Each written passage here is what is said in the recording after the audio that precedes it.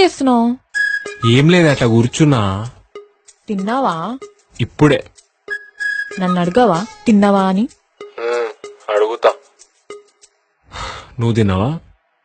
ఇప్పుడు కాదు, ఇంతకు ముందెందుకు అడగలేదు? ఇప్పుడు అడుగుతున్నా కానీ చెప్పు, నువ్వు తిన్నావా? అదే ఇంతకు ముందు ఎందుకు అడగలేదు?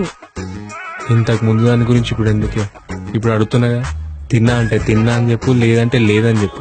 అనవసరమైన ఎందుకు చెప్పు ఇప్పుడు. అవునరా, నా మాటలన్నీ అనవసరమే. అసలు నేనే అనవసరం అయిపోయినా కదా నీకు. నేనేం మాట్లాడినా నీకు ఇరిటేషన్ వస్తుంది. ప్రేమ తగ్గిపోతే అంతేరా. అయ్యా, అసలు ఒక్క మాట నాన్న నిన్ను ఎందుకే అట్లా చంపుతున్నావు పొద్దుటి నుంచి?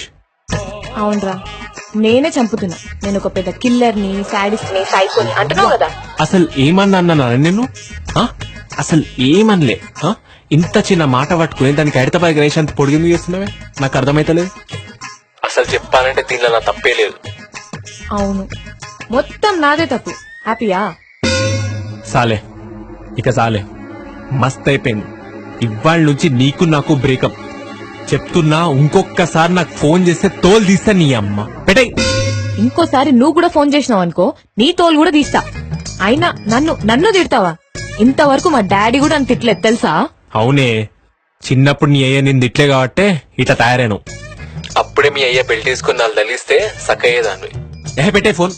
నువ్వు పెట్టేరా పో. దుర్గా ఏంటి ప్రాబ్లం? ఏంద్రా అసలు? దాన్ని అడుగు. వాడినే అడుగు. దాన్ని అడుగురా. వాడినే అడుగు.